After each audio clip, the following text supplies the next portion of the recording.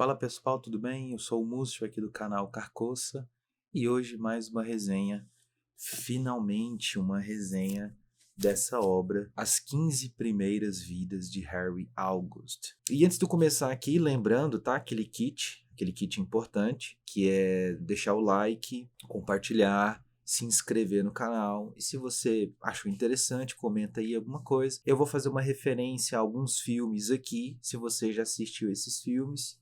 Deixa aí uns filmes e uma série. Deixa aí também nos comentários se você conhece, se você não conheceu, se você ficou interessado. Nossa, esse vídeo despertou a minha curiosidade para ler a obra da Claire North. Eu vou fazer a leitura, enfim.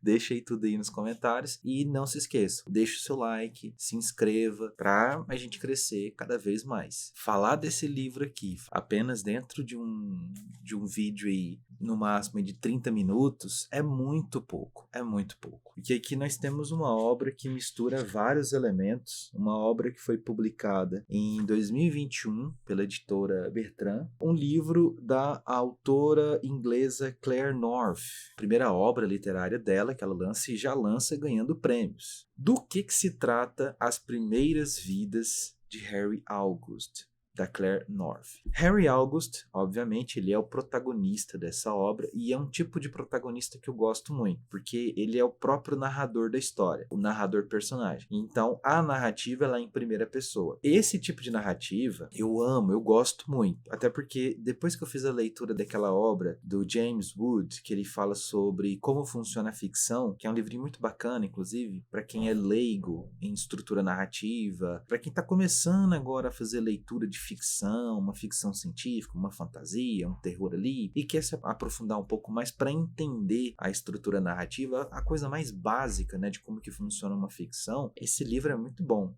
tá? Vou deixar a capa dele aqui. Provavelmente a edição que eu tenho não vou mais encontrar, mas pode ser que encontre aí nos sebos da vida, que é Como Funciona a Ficção, do James Wood. E ele fala uma coisa muito interessante sobre narrativos, sobre narradores. O narrador de primeira pessoa e o narrador em terceira pessoa. O narrador em terceira pessoa é um narrador desonesto. Por que desonesto? Porque é um narrador que sabe de tudo. Ele sabe o que se passa na cabeça do personagem, ele sabe o que ele está sentindo, o que ele vai fazer, ele sabe as intenções do personagem. Então ele coloca isso na obra dele, que é um narrador desonesto. Mas é uma narrativa também muito válida. Não quer dizer que o narrador em terceira pessoa, pelo fato do narrador ele ser onisciente, onipresente e onipotente, não quer dizer que pelo fato da terceira pessoa ser desonesta, de acordo com James Wood, não quer dizer que ela seja prazerosa. Pelo contrário, tem aí narrativas clássicas em terceira pessoa que são belíssimas, que são perfeitas, que são obras incríveis. E aí,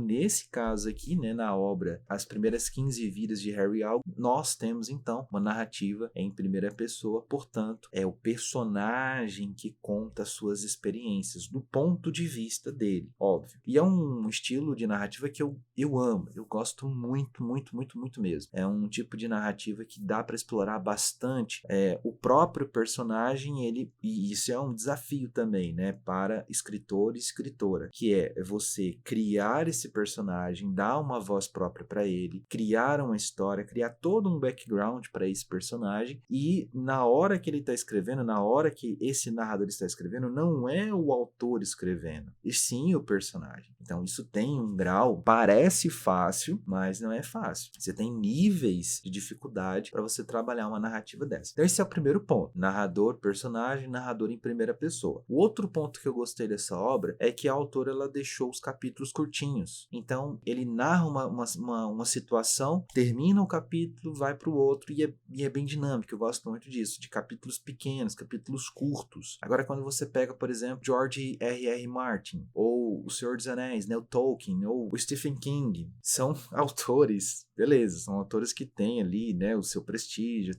cada um tem o seu estilo, óbvio. E eu falei que autores completamente diferentes um do outro. Só que os caras, eles escrevem tanto que eles esquecem de, mano, você precisa encurtar um pouco o capítulo. Enfim, mas é o estilo dos caras. Eu prefiro mais um estilo, os capítulos mais curtos. Não tem problema nenhum do livro ser 300, 500, 400 páginas, mas a minha parada é com os capítulos. Capítulos curtinhos, eu amei isso daqui na proposta da autora. até porque é o primeiro romance dela, então tem que ser um ritmo bem dinâmico. E isso acontece. Apesar de ser em primeira pessoa, o ritmo é muito constante, o ritmo é muito intenso. Enfim, então você tem esses pontos importantes da obra, primeira pessoa e capítulos curtos. Vamos para o próximo ponto, que é a história em si. Quem é esse Harry August? Ele, como eu falei, ele é o personagem que narra a história, ele nasce no interior da Inglaterra e até então ele é um cara normal, ele é um cara comum, ele é filho de uma empregada, de uma jovem que trabalha numa casa de uma família rica. Até onde ele investiga isso, ele descobre que a mãe dele, bem nova, ela foi estuprada pelo pai dele, que era o proprietário da casa que contrata essa moça. E quando ele nasce, isso aí não é nenhum spoiler, porque já tá lá no início do livro, é bem no início do livro, inclusive, do jeito que eu tô falando aqui, não vai ter nenhum sentimento, porque a forma como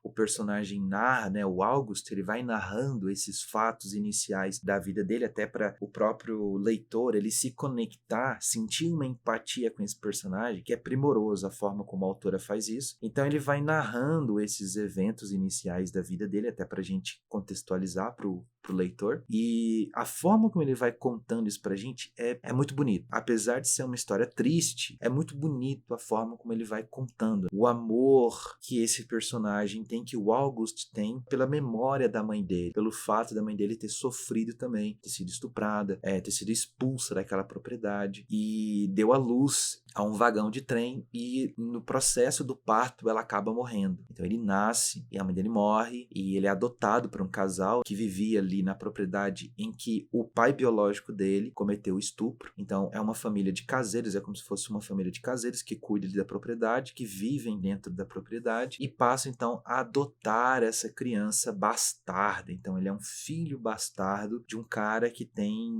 um certo prestígio, uma certa colocação, digamos, o pai biológico de Harry August, ele é membro de uma elite meio que decadente, meio não, completamente decadente ali no interior da Inglaterra. Tem a propriedade, mas é uma família com vários conflitos, enfim. Então ele meio que ele tenta se desvincular dessa família biológica dele. Até porque a família que adota ele, os pais adotivos, ele tem um amor, ele tem um sentimento, mas ele não se apega. Então ele simplesmente se vê uma pessoa completamente desgarrada. Ele não tem uma família para ele dizer, essa daqui é a minha família, esse daqui é o meu núcleo familiar. Então, pelo fato dele não ter nenhuma raiz, nada que prende ele nesse interiorzinho da Inglaterra, então logo ele começa a descobrir a vida, logo ele começa a explorar outros pontos e tal. E aí, esse Harry August, também isso não é um spoiler, porque tem lá no início do livro, ele descobre, ele é diferente, ele é bem diferente das outras pessoas. Qual que é essa natureza? O que ele tem de diferente das outras pessoas? Harry August, isso aqui é maravilhoso. Harry August descobre que ele tem a habilidade de, ao passo que ele morre, ele volta novamente e vive tudo novamente. Pelo menos na primeira parte da vida dele, na infância e adolescência, ele vive tudo igualzinho. Depois, da segunda em diante, ele já vai mudando isso. Então, na primeira vida dele, a vida dele é completamente perdida, alheio a tudo. Ele se alista à Primeira Guerra Mundial, como todo jovem ali de 19 anos, são forçados a se alistar na Primeira Guerra Mundial. E aí, no fim da primeira vida dele, ele chega a achar que ele tá ficando louco. Tanto que ele é internado, passa maus bocados na primeira vida dele. E aí, quando ele morre, na primeira vida dele, ele comete um suicídio, que isso, depois ele fala que isso é muito comum. As pessoas que têm essa característica, depois ele vai descobrir que isso é muito comum. A pessoa lá na frente, ela passar por um processo, assim, bem ruim,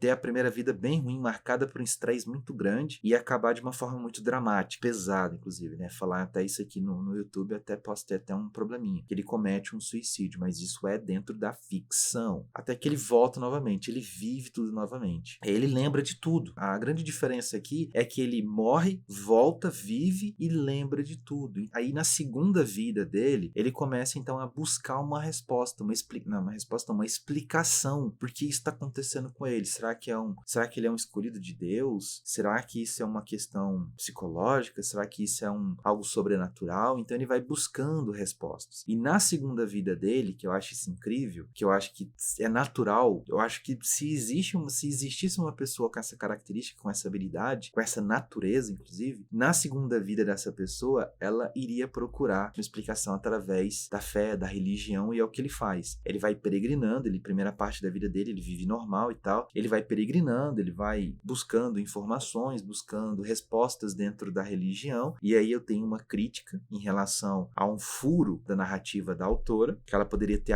explorado um pouco mais isso daqui, que eu vou explicar o que se trata. Ele vai tentando descobrir através da religião, da fé, da filosofia, até que ele para e fala, mano, eu não tô encontrando nada, eu tô só me estressando com isso, não tá me levando a lugar nenhum, então eu vou desistir disso. E aí ele meio que deixa de procurar uma explicação na religião, óbvio. Aí até que na terceira vida dele, ele busca através da ciência. E aí ao longo das vidas dele, até na quarta vida dele, ele vai experimentando outras coisas, ele vai aprendendo muitas coisas. Então, da religião, ele vai para física, ele se torna um professor de física, na próxima vida ele se torna um médico. Então, ele vai fazendo várias coisas, né? Ele vai, como ele tem uma memória acumulativa, ele lembra de tudo, né? Mesmo que ele morra, quando ele volta, ele lembra de tudo, de todas as informações, tudo que ele aprendeu, ele guarda na memória dele, ele volta, então ele aproveita tudo aquilo em benefício dele mesmo. Então ele vai buscando, até na quarta vida dele, ele vai buscando uma resposta para aquilo, até que ele encontra, ele vai pro lado da história também, né? Ele estuda história. Eu achei isso bem bacana da parte da escritora, né? Dele realmente se tornar um historiador, fazer uma tese, fazer faculdade e tudo mais. E através da história, da investigação histórica, ele começa a descobrir algumas coisas interessantes, que é aí onde ele descobre, por exemplo, a existência de um clube, que ele não é o único que tem essa característica, que ele descobre que outras pessoas também têm essa mesma habilidade, de morrer, voltar, viver tudo de novo e não esquecer de nada. E aí ele tem dois nomes para essas pessoas, que é Ouroboranos, de Ouroboros, ou Kalachakras. Kalachakras eu não conhecia esse termo e deixei para pesquisar esse termo depois de terminar de ler o livro. E quando eu terminei de ler o livro e vi o significado de Kalachakra, que vem do sânscrito, que é uma abordagem dentro do hinduísmo, que é uma filosofia, é um conceito que abrange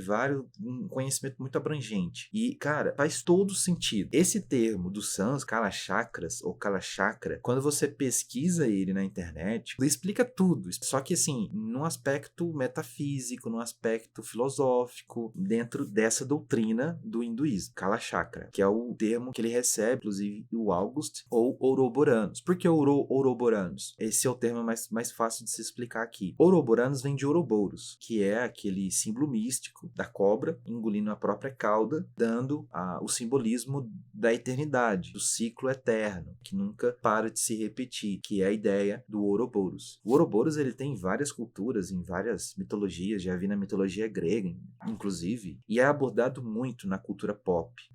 Que eu me lembro de cabeça, né? Tem um anime Fullmetal Alchemist que ele aborda muito bem, né? O símbolo dos alquimistas lá utiliza o Ouroboros, porque o Ouroboros era utilizado na alquimia. Os alquimistas lá do passado utilizavam a ideia do simbolismo do Ouroboros. Já o Kalachakra, eu não vou entrar em detalhes aqui, porque é um termo bastante complexo, então eu convidaria vocês a pesquisarem na internet, porque faz todo sentido, no sentido filosófico e metafísico, óbvio. Tudo que o Harry August, esse personagem, ele vai descrevendo pra gente toda a experiência dele de morrer, voltar, viver tudo de novo, e aprender, e aprender, e aprender, e assim por diante, é basicamente o conceito de Kalachakra. E qual é o clube que ele encontra? Eu mencionei o clube, né, que ele encontra, que é chamado de Clube Cronos. Nesse clube, ele descobre várias outras pessoas que têm essa mesma habilidade, e o objetivo desse clube é de dar ali uma assistência aos novos Kalachakras, aos novos Ouroboranos que nascem e que não têm consciência da sua natureza, e o Clube Cronos ele faz uma espécie de gerenciamento, vai ajudando, ele vai auxiliando, tanto que da segunda, na terceira vida em diante, na quarta vida em diante do Harry August, quando ele passa a ter conhecimento do Clube Cronos, ele passa então a participar do Clube Cronos, a ter acesso a documentos, ele descobre que existe uma comunicação. Eu achei isso maravilhoso, maravilhoso. Existe uma comunicação entre os membros, entre diferentes membros do Clube Cronos, não só dentro daquele tempo, mas membros do Clube Cronos do passado que foram repassando as informações do passado para o presente e do futuro para o presente. Então há uma comunicação entre esses membros, tanto os membros do passado, os membros do futuro vão se comunicando com quem está naquele presente, naquele momento. E o Harry August, ele passa a ter contato há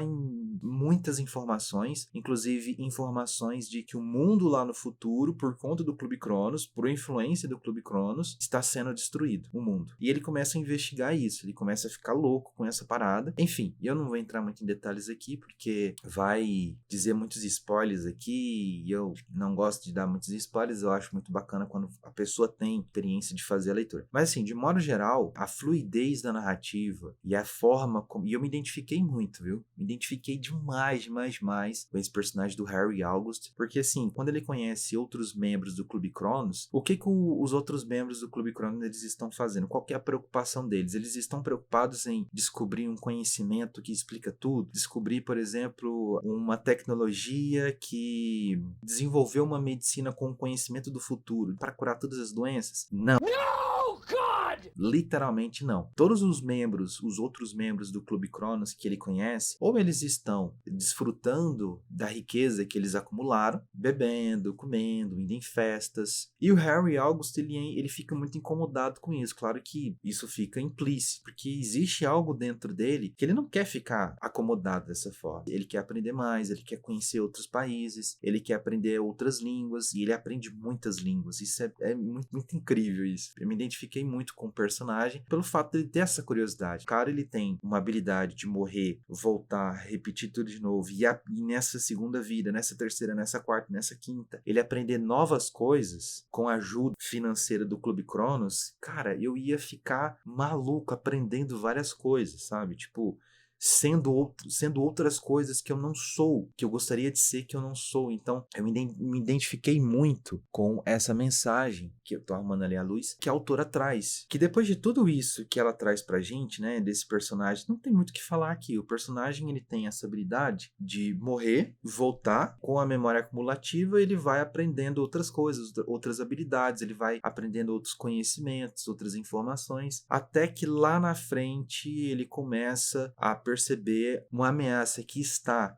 destruindo o Clube Cronos, está executando sumariamente todos os membros ouroboranos, e ele vai em busca de saber quem que é essa pessoa. Ele tem mais ou menos uma ideia de quem possa ser essa pessoa, mas ele vai atrás para saber o que está acontecendo. E a forma como finaliza a história e toda essa tensão que vai crescendo nos últimos capítulos, dele indo atrás dessa pessoa, de quem que é essa pessoa e tudo mais, o desfecho da história faz todo sentido, né?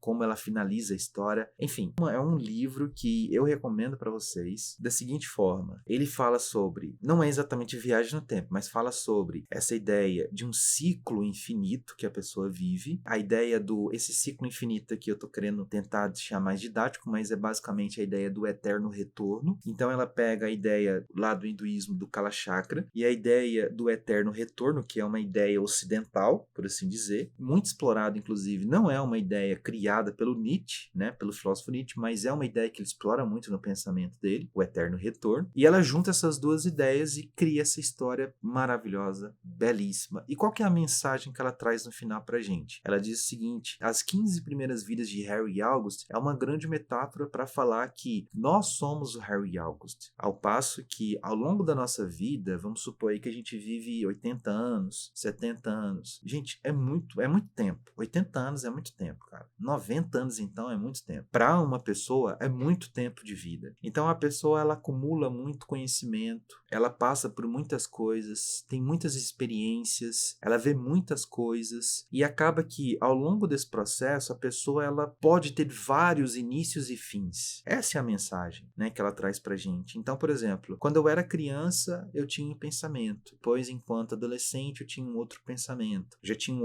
eu comecei uma outra coisa. Aí entra no início da fase adulta, outro começo. Chega ali na meia-idade, outro começo. Finaliza e começa. E aí eu chego na terceira idade, finaliza a meia-idade para a terceira idade. Então, percebem que todo esse ciclo de vida que ela trabalha através dessa metáfora de um personagem que vive toda uma vida, depois morre e volta, começa tudo de novo, é só uma metáfora para falar sobre a própria vida, né? Sobre a própria trajetória da vida humana. Quem não está passando por esse processo? E eu vejo muito isso dentro do ambiente em que eu trabalho, né, da escola e tudo mais. Que a gente vê ali uma certa angústia por parte dos alunos. Em que sentido? No sentido de que ele tem ali as suas vontades, o adolescente, ele quer fazer tal coisa, ele quer seguir tal carreira, mas os pais, eles têm um outro plano para o filho, para a filha. E quando não há ali um diálogo, quando não há uma conversa ali, você tem, né, dentro desse adolescente, uma angústia que vai crescendo,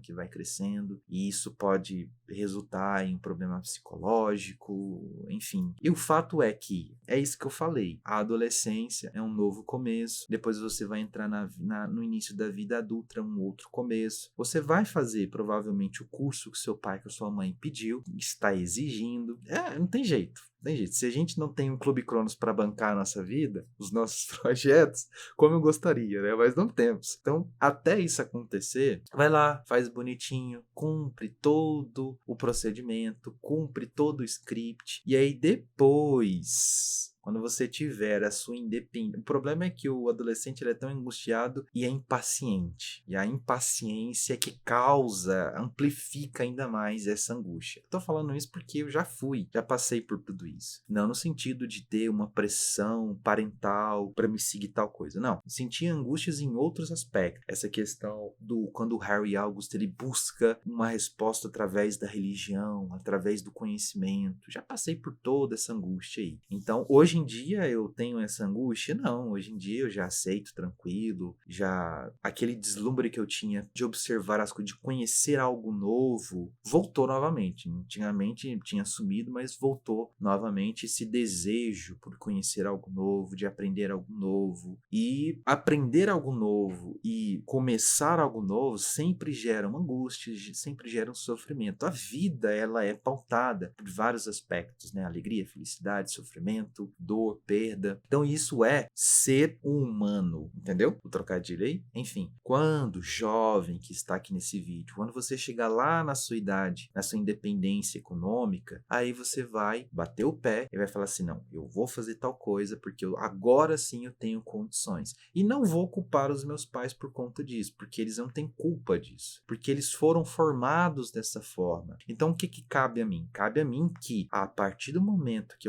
eu formar a minha família, eu não venha fazer o que os meus pais fizeram comigo. O que eu vou fazer? Eu vou dar toda a ajuda, eu vou ser o Clube Cronos dos meus filhos, entendeu? Eu vou dar respaldo para essa criança, eu vou dar toda a possibilidade, amparo emocional, financeiro, para essa criança crescer e se desenvolver, não tendo nenhum trauma, não sofrendo com nenhuma angústia, e assim por diante. Eu acho que o fato do Harry August, ele viver em loop, esse eterno retorno, uma ideia do eterno retorno, é a gente chegar a uma perfeição, é a gente nem ser bem nem ser mal, a gente tá ali no meio, ser justo e a gente ser correto e a gente saber discernir o que é bom, o que é ruim para nós mesmos e para quem tá próximo da gente. A ideia que ela traz, que eu me estendi muito aqui, é basicamente isso. É uma história linda, tem sofrimento, tem muito drama. O Harry August, ele passa por maus bocados. As primeiras vidas dele, ele é um cara que tá explorando os conhecimentos e depois, para encontrar essa ameaça que pode botar fim ao Clube Cronos e aos Ouroboranos, ele vai atrás dessa pessoa, e para ele ir atrás dessa pessoa, ele precisa se corromper. Então ele precisa se tornar um criminoso, um cara que age pelas sombras, por assim dizer. É um personagem que eu gosto de falar que é um personagem 3D, é um personagem cinzento, com muitos tons de cinza, que ele sabe agir bondosamente e justamente, inclusive, impiedosamente, inclusive, quando ele se encontra com o pai dele, ele é bem impiedoso com o pai dele, ele joga na cara do pai dele, e o pai dele com aquela velho, decadente e caquético, no último estágio da vida, ele ainda com o nariz pra cima, né? Quem é você? Você é um bastardo. Faz o cara calar a boca e engolir as verdades pra ele. Então ele sabe ser, na medida do possível, o que a ocasião pede. Como eu falei, bondoso, até mesmo dissimulado, que tem algumas situações que vai acontecer lá no final, que ele é bastante dissimulado para com essa pessoa que é uma ameaça, que eu não vou falar como que isso acontece, vou deixar vocês aí explorarem, comprarem o livro. Eu comprei essa obra aqui na Amazon, bem baratinho, na base de 30 e poucos reais, 32, 33 reais, então é o preço padrão de livro, né, livro de ficção. Então é isso. Quais filmes que eu poderia estar relacionando aqui com essa obra? Te Amarei para Sempre, é um filme que eu relaciono na minha resenha, né, lá no finalzinho da minha resenha que eu escrevi, que eu falo que há algumas semelhanças, só que a diferença do Te Amarei para Sempre, estrelado pelo Eric Bana, é o Eric Bana?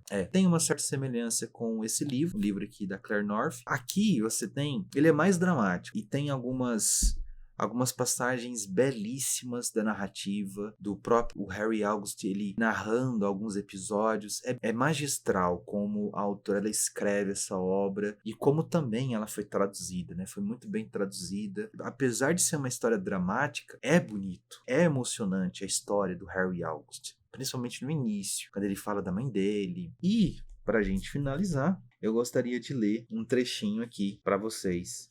Um trecho da página 164, que diz assim, isso o Harry falando. Quando me sinto otimista, prefiro acreditar que cada vida que levo, cada escolha que faço gera consequências. Que eu não sou um único Harry August, mas muitos. Uma mente trocando de vida paralela para outra. E que quando morro, o mundo segue sem mim, alterado pelos meus feitos, marcado pela minha presença. Então era isso. É muito bonito. Cara, é muito bonita a história. Fica até emocionado, que vai para um aspecto existencial, bicho. Eu amo essa reflexão existencialista, enfim. Então era isso que eu gostaria de deixar aqui para vocês, essa mensagem. Eu fiquei tudo arrepiado. Essa mensagem linda que a Claire North traz pra gente aqui nessa obra. Valeu e até a próxima. Tchau, tchau.